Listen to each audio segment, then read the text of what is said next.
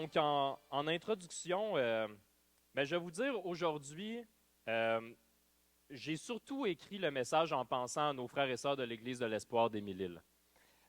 Parce que leur Église, la semaine dernière, a cessé de se rencontrer dans leur local habituel. Et ça faisait beaucoup d'années que cette Église existait, depuis 2004. Ça, c'est avant Ecclésia. Ecclésia a commencé ici dans les maisons en 2008, donc une vingtaine d'années, que plusieurs membres là-bas fidèles se sont rassemblés, que Dieu a été à l'œuvre pendant des années aussi là-bas, et qui continuait d'être à l'œuvre. Donc, plusieurs personnes aussi qui se sont rajoutées, des baptêmes qui ont eu lieu aussi dans la dernière année là-bas. Et aujourd'hui, ils sont présents parmi nous. Et on sait que l'Église, c'est des gens. L'Église, ce n'est pas un bâtiment, mais il demeure quand même que si je vous disais, mettons, vous, certains d'entre vous, que ça fait très longtemps que vous êtes ici à l'Église Ecclésia, que là, on s'en va, puis on va dans une autre Église, il demeure quand même qu'il peut y avoir un petit ou un grand pincement de cœur dans ces occasions-là. Et ça peut, peut-être que certains d'entre vous, ça peut faire bizarre pour vous ce matin, peut-être que vous ressentez encore de la tristesse ou de la nostalgie, peut-être que non, peut-être que le Seigneur vous a donné une grande paix depuis ce temps-là aussi. Je ne lis pas les cœurs, on se connaît peu pour la plupart d'entre vous, et je sais qu'il y a d'autres personnes qui ne font pas partie ou qui ne faisaient pas partie de l'Église de l'Espoir d'Émile-Île, mais que vous avez quand même peut-être ce matin de la peine, une détresse que vous vivez aussi dans votre cœur, que peut-être personne ne sait, mais vous, vous le savez, et le Seigneur le sait aussi. Et aujourd'hui, c'est pour ça que je voulais faire lire avec vous, en fait, un psaume qui s'appelle le psaume 77. Mais avant de commencer, j'ai demandé à Antoine, je savais qu'Antoine allait être au camp des bouleaux cette semaine. Je lui ai demandé s'il allait être de retour parmi nous le dimanche. Antoine qui s'est transformé en tigre pendant qu'il était présent au camp des bouleaux avec les jeunes. Mais Antoine, qui a fait un stage pendant toute l'année à l'Église de l'Espoir d'Émile-Île et qu'on connaît aussi beaucoup à Ecclésia parce qu'il a grandi parmi nous. Donc, j'ai demandé à Antoine s'il pouvait nous conduire en prière avant qu'on commence. Donc, Antoine, si tu veux nous conduire en prière pour ce matin. Désolé pour la voix en passant. C'est que ça fait une semaine ou temps. Je vais faire de mon mieux. Ouais. Seigneur Dieu, tu es, notre rocher, tu es notre fondation solide. Et même quand tout le reste change, Seigneur, tu restes notre fondation. Et je te prie pour tous les membres de l'Église de l'Espoir d'Émile-Île qui décident de se joindre à Ecclésia, Seigneur. Je te prie vraiment qu'ils puissent sentir que tu es la fondation solide ici aussi, Seigneur. Qu'ils puissent se sentir à la maison parmi leurs frères et sœurs. Que ce soit plus une continuation qu'un changement, Seigneur. Puis qu'on puisse être une source d'encouragement pour eux, Seigneur Dieu. Merci pour tout ce que tu as fait à l'Église de l'Espoir des Mille-Îles. Tout ce que tu continues de faire dans la région de Sainte-Thérèse, Seigneur. Et on te prie, Seigneur, de rester fort dans le cœur des personnes qui habitent à Sainte-Thérèse, Seigneur, que tu puisses vraiment prendre ta place dans nos vies, Seigneur. Amen. Amen.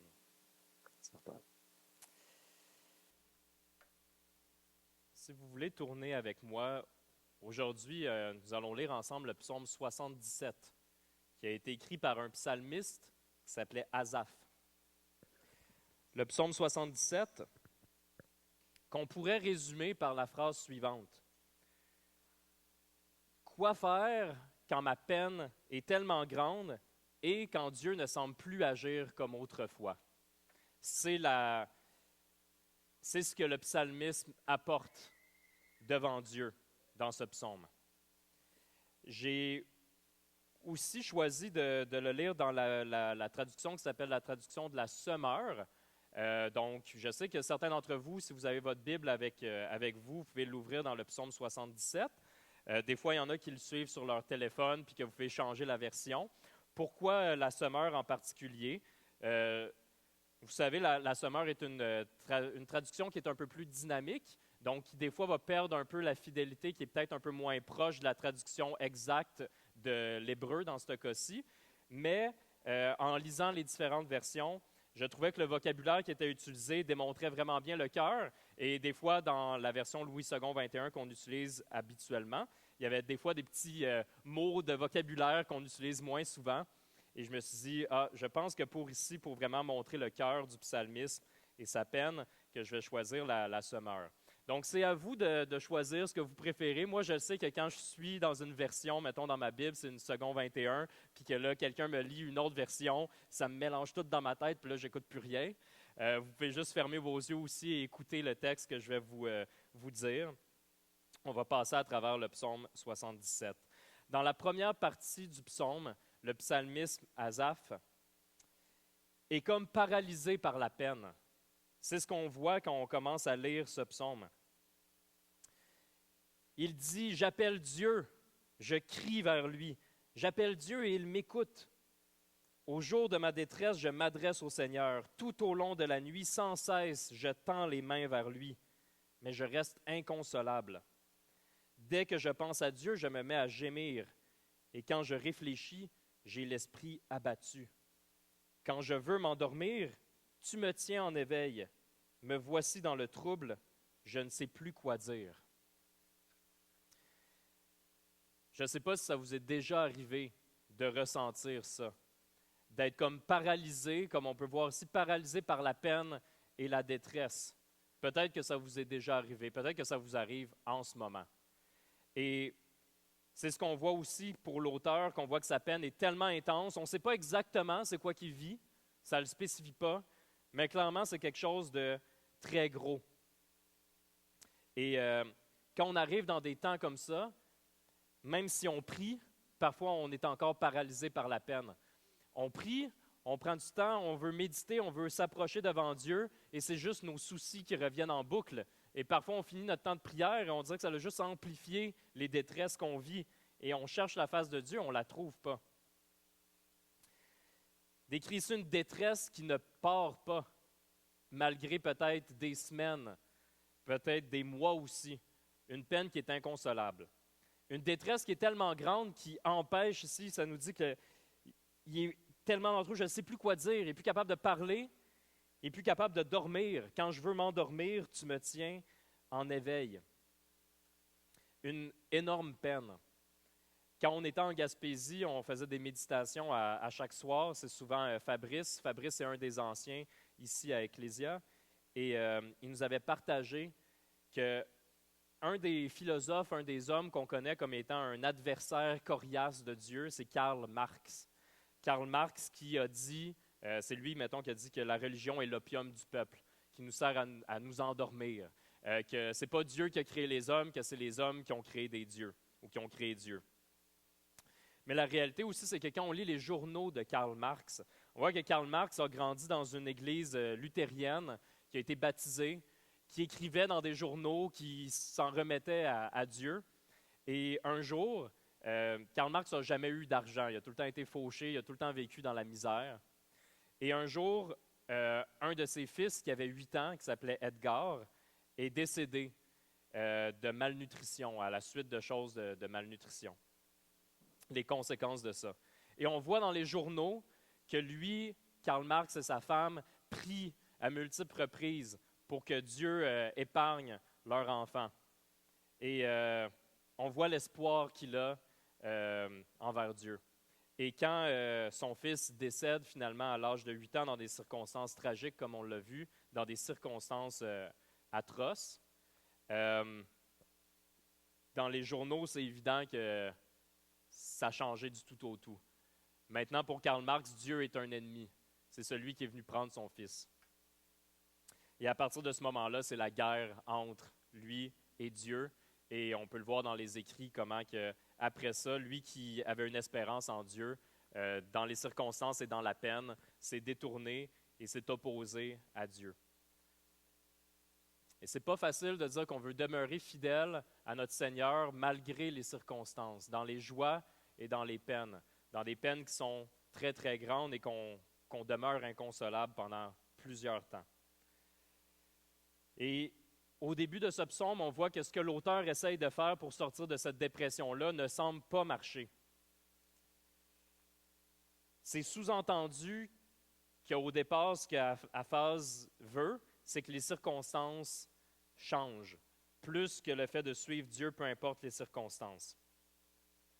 Ce n'est pas dit clairement, mais quand on va lire le psaume, on voit qu'au départ, ce qui semble être le cas, c'est de dire Dieu change les circonstances, éloigne ces défis de moi. Mais les défis ne sont pas éloignés. Et dans des situations comme ça, quand quelqu'un vit de la détresse, je me dis tout le temps, je ne sais pas si c'est la meilleure chose quand on dit de plus prier. Parce que des fois, je me pose des questions sur comment on prie. Quand on prie, est-ce qu'on prie pour finalement justement dire éloigne ça et qu'on focus sur nos difficultés? Ou on prie d'abord pour se rappeler qui est Dieu, quel est son caractère, quelle est sa fidélité, qu'est-ce qu'il a fait dans nos vies, qu'est-ce qu'il a fait avec son peuple? Donc, prier, ce n'est pas méditer, ce n'est pas faire le vide et focusser sur moi. C'est au contraire focusser sur quelque chose qui nous transcende, sur quelqu'un qui nous transcende, sur la personne de Dieu, qui est beaucoup plus grand que nous, qui est au contrôle de nos situations. Et sinon, quand on le fait de la mauvaise façon et qu'on focus sur notre situation, parfois ça peut seulement amplifier la peine qu'on ressentait. Et ici, l'auteur dit que non seulement il fait de l'insomnie, mais il l'attribue aussi à Dieu. Quand je veux m'endormir, tu me tiens en éveil.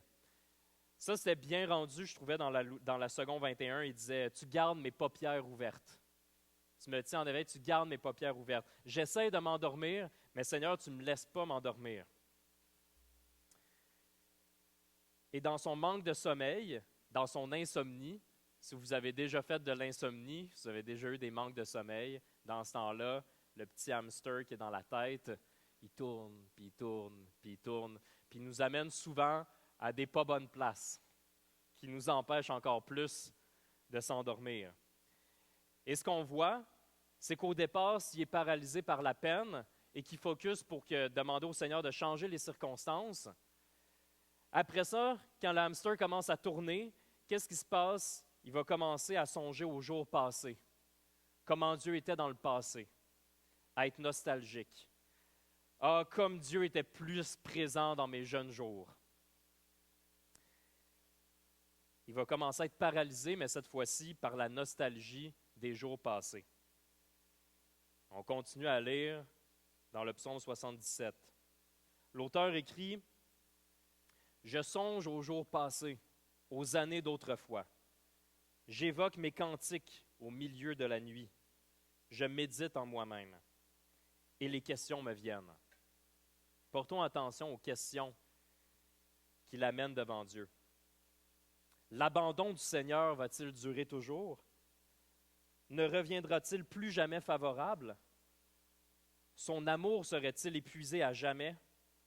Sa parole va-t-elle pour toujours rester sans suite? Dieu a-t-il oublié de manifester sa faveur? A-t-il dans sa colère éteint sa compassion? Voici, me dis-je, ce qui fait ma souffrance. Pour résumer tout ça, le Très-Haut n'agit plus comme autrefois. La nostalgie, c'est souvent dangereux.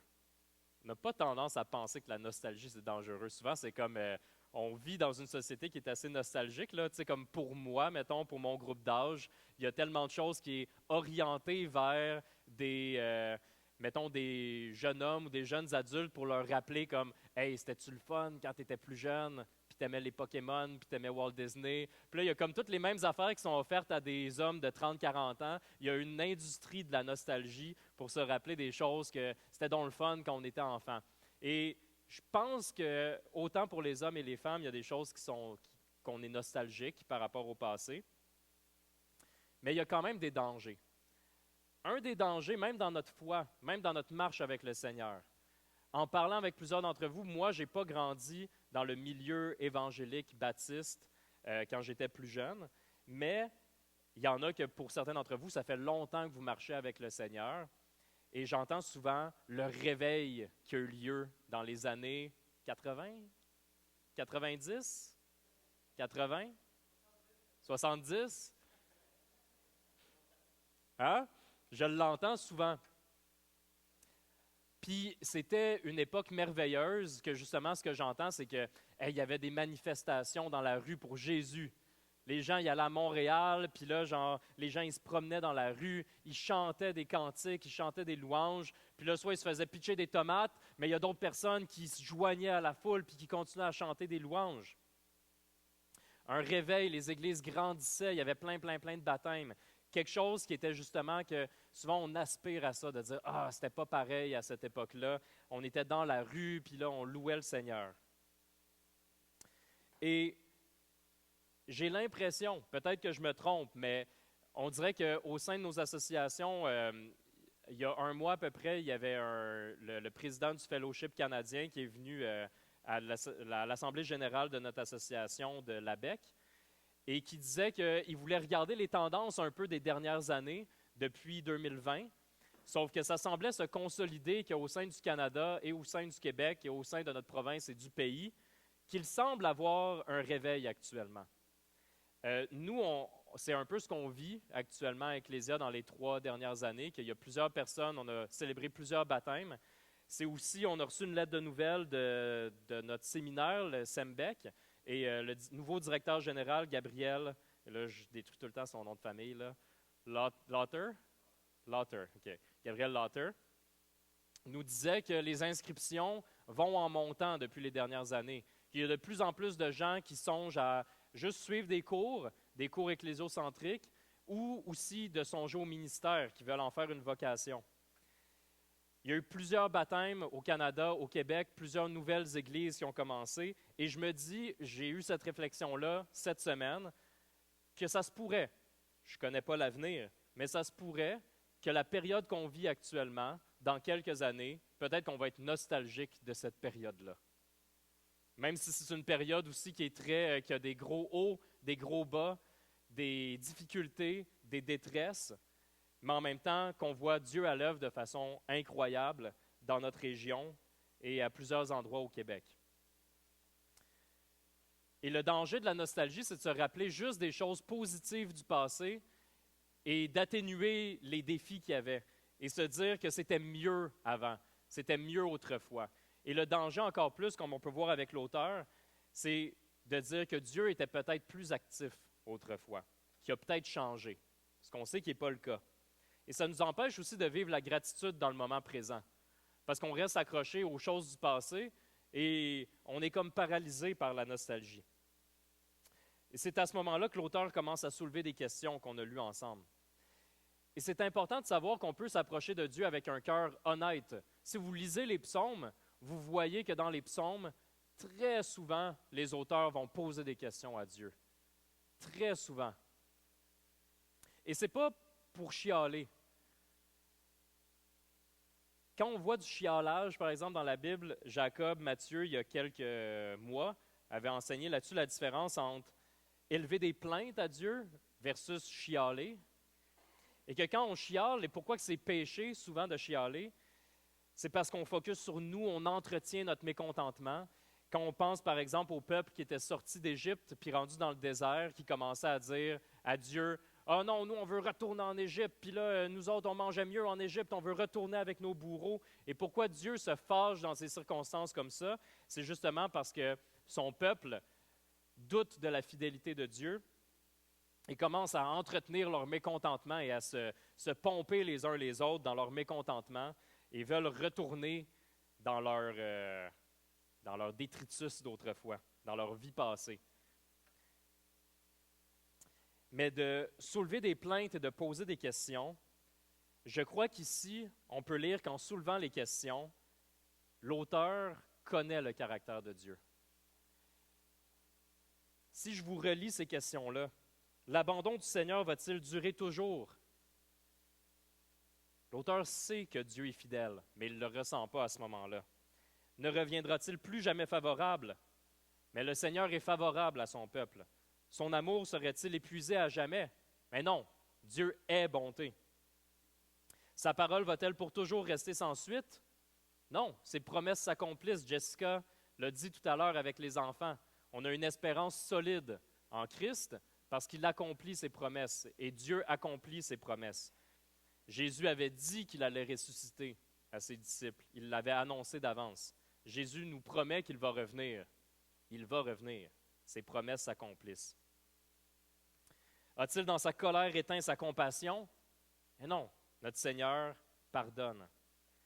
Et lorsque l'auteur résume tout ça en disant « Le Très-Haut n'agit plus comme autrefois », je reviens à ce qu'on a chanté, notre Seigneur, Dieu, est immuable. Il ne change pas. C'est impossible que le Très-Haut n'agisse plus comme autrefois, même si souvent, c'est ce qu'on peut ressentir. Et c'est important dans des circonstances comme ça de s'accrocher au caractère de Dieu et à ses promesses, et de connaître son caractère et de connaître ses promesses.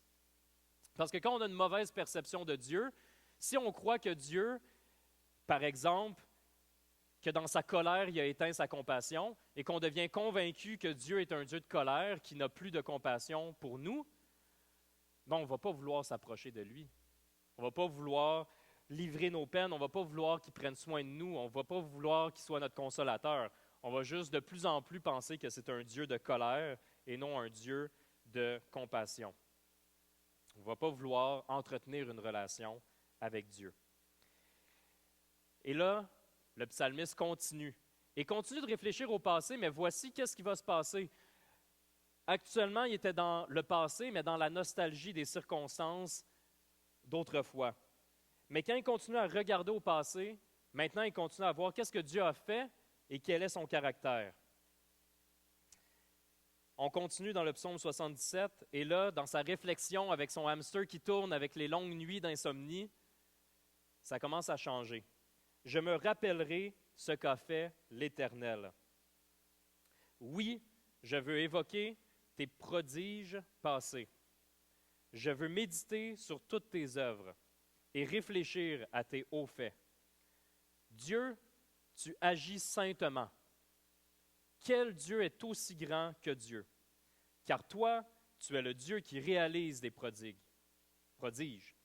Tu as manifesté ta puissance parmi les peuples et tu as libéré ton peuple, les enfants de Jacob comme ceux de Joseph, en mettant en œuvre ta force. Ici, on voit des remèdes à ça. Le caractère. Dieu, tu agis saintement. Aucun Dieu n'est plus grand que Dieu. Tu réalises des miracles. Tu as manifesté ta puissance parmi les peuples. Et le réconfort commence à arriver lorsque justement l'auteur commence à méditer sur qui est Dieu, sur son caractère, et comment il a agi aussi avec son peuple. Il a libéré son peuple. Il a libéré les enfants de Jacob comme ceux de Joseph. Ça peut aider de voir comment il a agi aussi dans nos vies autrefois. De dire, ah non, je me rappelle, Dieu a agi. Je me rappelle avoir demandé des choses à Dieu, ça l'a pris du temps souvent, mais il a agi. De regarder sa fidélité en regardant dans le passé et de se rappeler de son caractère, de sa grandeur, de sa sainteté, de sa puissance. Et lorsqu'il conclut, l'auteur nous parle d'un Dieu qui délivre et fait référence à la sortie de l'Égypte. La sortie de l'Égypte, c'est la délivrance. Et là, il utilise un vocabulaire qui décrit la majesté, la toute-puissance, la grandeur de Dieu lors de la sortie d'Égypte. Les eaux t'ont vu, ô Dieu. Les eaux t'ont vu, elles se sont mises à bouillonner, et même les abîmes ont été ébranlés. Les nuées déversèrent de la pluie en torrent, et dans le ciel retentit le tonnerre. Tes flèches sillonnaient le ciel dans tous les sens. Tes flèches ici, ça fait référence aux éclairs qu'il y avait lorsque la mer s'est ouverte. Au vacarme de ton tonnerre, du sein de la tornade, l'éclat de tes éclairs illuminait le monde. Et la terre en fut ébranlée et se mit à trembler. Au milieu de la mer, tu as frayé ta route et tracé ton sentier parmi les grandes eaux. Et nul n'a discerné la trace de tes pas. Tu as conduit ton peuple comme un troupeau par le moyen du ministère de Moïse et d'Aaron. Référence à la délivrance extraordinaire du peuple de Dieu lorsqu'il a sorti d'Égypte. Et quand on parle qu'on a un Dieu de délivrance, ça s'applique aussi à nous dans les promesses que Dieu nous fait. dans la délivrance de ce monde au retour de Christ. On a aussi cette espérance-là lorsqu'on se dit « Quand est-ce que tu vas revenir, Jésus? » Qu'on a un Dieu de délivrance qui a délivré et qui va délivrer son peuple au retour de son Fils. Et la chose qui m'a marqué ici, la plus grosse chose qui m'a marqué dans le texte, c'est qu'on a un contraste exceptionnel entre les manifestations physiques incroyables de la grandeur de Dieu, avec le tonnerre, les tornades, les éclairs, avec la tempête, avec l'eau, la mer qui s'ouvre en deux, et avec le verset suivant, « Mais nul n'a discerné la trace de tes pas. » Il y a comme des manifestations incroyables de la grandeur de Dieu, mais quand le peuple est sorti d'Égypte, ils n'ont pas vu les pas de Dieu qui étaient là. Ils n'ont pas vu Dieu qui était devant lui, puis qu'il était là, puis qui marchait. Mais c'était indéniable que c'est Dieu qui était à l'œuvre, même si le peuple ne le voyait pas directement. On voit aussi que l'auteur se rappelle que Dieu a aussi agi à travers des hommes à ce moment-là. Tu as conduit ton peuple comme un troupeau. Ton peuple, tu l'as conduit comme un troupeau. Par qui? Par le moyen du ministère de Moïse et d'Aaron. Donc, il reconnaît, Dieu, tu étais présent dans la tempête, dans la manifestation physique, c'était indéniable. Et tu étais présent aussi avec des hommes qui étaient là, qui ont conduit ton peuple, Seigneur, à travers les eaux. Ce n'est pas Moïse et Aaron qui avaient le pouvoir d'ouvrir l'eau, mais tu les as utilisés pour pouvoir guider ton peuple. Son action était indéniable. Et ce que je me suis dit en lisant ça, c'est que je me disais, quand l'auteur arrive à cette conclusion-là et que ça le réconforte dans sa peine, il dit, Seigneur, c'est indéniable comment tu as agi dans le passé, c'est indéniable comment tu es un Dieu grand qui fait des miracles, mais même si je ne te vois pas, même si je ne vois pas tes traces en ce moment, même si je ne vois pas tes pas, je le sais que tu es présent. Je le sais que tu es à l'œuvre, je sais que tu es encore un Dieu de miracles et je sais que tu utilises aussi tes fils et tes filles, tes enfants, pour pouvoir guider ton peuple. Ici, on parle de Moïse et d'Aaron, mais je veux dire, on peut l'élargir en disant que Dieu utilise des hommes et des femmes pour sa gloire. Parfois, on est dans la détresse et c'est un frère, une sœur qui vient nous écouter, qui vient nous encourager, que Dieu utilise pour nous ramener vers lui. On a un Dieu de délivrance, un Dieu qui a délivré son peuple et un Dieu qui nous a délivrés et qui continue de délivrer. Un Dieu qui nous a délivrés de nos péchés, un Dieu qui pardonne, un Dieu qui nous délivre de notre peine, de nos détresses. Non seulement un Dieu qui nous donne la paix, mais un Dieu en qui on peut trouver même la joie. On peut prendre nos tristesses les plus grandes et les transformer dans une joie qui est ancrée en lui, en ses promesses et en son caractère. Aujourd'hui, on va prendre part au repas du Seigneur ensemble et on va se rappeler de sa fidélité. Vous savez, c'est ça qu'on fait quand on prend part au repas du Seigneur. On se rappelle de la fidélité, on se rappelle de l'alliance qui a été faite avec lui jusqu'à son retour. Et le Seigneur Jésus nous commande de continuer à le faire pour se rappeler de ce qu'il a fait pour nous à la croix, pour se rappeler de l'alliance jusqu'à son retour. Donc, si on revient sur le fil de pensée de l'auteur, qu'est-ce qui s'est passé dans sa peine et dans sa détresse? Premièrement, il a demandé à Dieu de changer les circonstances. Et Dieu n'avait pas changé les circonstances au moment où il l'a demandé. Et l'auteur ne trouve aucun réconfort. Et ensuite, quand l'hamster commençait à tourner dans la tête, se demandait si Dieu était plus fidèle dans le passé et dans la nostalgie, trouvait encore aucun réconfort. Mais en réfléchissant sur le passé, a réalisé que Dieu ne change pas, que son caractère ne change pas. Il est encore fidèle, Dieu aime encore ses enfants, Dieu pardonne encore, sa compassion n'est pas épuisée, elle se renouvelle à chaque matin. Il agit encore par des miracles, par des signes prodigieux. Il a délivré son peuple, il délivre encore son peuple, et il a utilisé des hommes et des femmes pour sa gloire, et il continue à utiliser des hommes et des femmes pour sa gloire. Et c'est comme ça que l'auteur arrive à un réconfort. Et j'aimerais qu'on prenne nous-mêmes cet exemple-là aussi.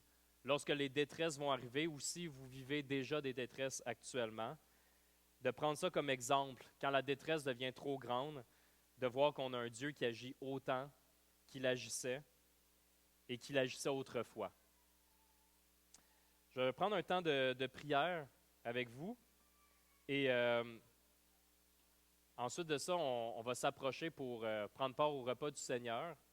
Vous savez, le repas du Seigneur, c'est pour toute personne qui confesse de sa bouche que Dieu est souverain, qu'il n'y a qu'un Dieu, que c'est le Dieu qu'on découvre dans la Bible, et qu'il a envoyé son Fils Jésus pour mourir pour nous, pour nos péchés, qu'on avait besoin d'un sauveur, et qu'on l'a déclaré par les eaux du baptême.